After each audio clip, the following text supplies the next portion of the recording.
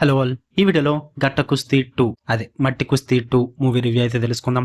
Recent గా Netflix లోకి అయితే స్ట్రీమింగ్ వచ్చింది. ఇది సేక్వల్ మూవీ. దీనికన్నా ముందు ఐ థింక్ 2022లో అనుకుంటా, నాకు సరిగ్గా గుర్తులేదు. అప్పట్లో మట్టి కుస్తీ మూవీ అయితే వచ్చింది. దానికి సేక్వల్ గా ఈ మూవీ తీయడం అయితే జరిగింది. Same characters, same story continue అవుతుంది అక్కడి నుంచి. ఫస్ట్ పార్ట్ ఎండ్ అయిన తర్వాత నుంచి. సో స్టోరీ ప్లాట్ కూడా అదే. మీరు ఇన్ కేస్ ఫస్ట్ పార్ట్ చూడకపోతే కనుక మీకు ఏం అర్థం కాదు. ఫస్ట్ పార్ట్ చూడాల్సిందే. ఆల్రెడీ చూసి ఉంటారు ఐ థింక్ చాలా మంది. సో ఆ ఫస్ట్ పార్ట్ ఎండ్ అయిపోయిన తర్వాత మెయిన్ లీడ్ అయిన హీరో అండ్ హీరోయిన్ కి ఒక పాప అయితే పుడుతుంది. దాని తర్వాత వాళ్ళ లైఫ్ లో ఎలా మారే అండ్ హీరోయిన్ లైఫ్ ఎలా మారింది, ఏం చేశారు అన్నది మీరు ఈ మూవీలో చూస్తారు. ఓవరాల్ గా చెప్పాలంటే మీకు ఫస్ట్ మూవీ ఎలా అయితే కొంచెం టైం పాస్ వాచ్ ఉంటుందో సేమ్ ఇది కూడా అంతే భయ్యా. Just average time pass watch అంతే, అంతకు మించి అయితే ఏముండదు. అసలు ఈ మూవీకి ఎందుకు సేక్వల్ తీశారు కూడా నాకు అర్థం కాలేదు. అంత పెద్ద సూపర్ కాన్సెప్ట్ మూవీ ఏం కాదు.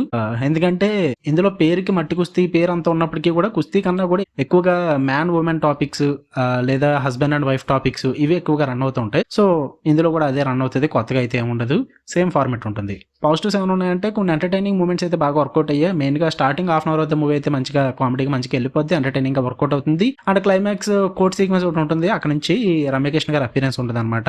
అక్కడ నుంచి మళ్ళీ క్లైమాక్స్ వరకు కొంచెం ఇంట్రెస్టింగ్ గా కామెడీగా ఎంటర్టైనింగ్ వెళ్ళిపోద్ది. ఇక మధ్యలో జరిగే మూమెంట్స్ అన్ని కూడా మీకు రేస్ బైటింగ్ సీక్వెన్సెస్ ఎక్కువ ఉంటాయి. కొత్తగా అయితే ఏమి ఉండదు. ఆ family drama, husband and wife మధ్య జరిగే గొడవలు ఇవే ఉంటాయి. అవన్నీ కూడా జస్ట్ అలా వెళ్ళిపోతూ ఉంటాయి ఒక ఫ్లో లో. ఇక నెగిటివ్ సెషన్కి వచ్చేస్తే స్టోరీ అంతా కూడా ప్రెడిక్టబుల్ గా ఉంటుంది. స్టార్టింగ్ నుంచి ఎండింగ్ వరకు కూడా ఎక్కడ మీకు సూపర్ డ్రామా అయితే ఉండదు. అండ్ అలాగే ఈ రేస్ బైటింగ్ సీక్వెన్సెస్ ఏవైతే ఉన్నాయో అవి మరి వరస్ట్ గా ఉంటాయి భయ్యా. ఒకటి కాదు రెండు కాదు ఎన్ని క్రియేట్ చేస్తారంటే ఆ రేస్ బైటింగ్ సీక్వెన్సెస్ చాలా చాలా తెప్పిస్తుంటారు అనమాట.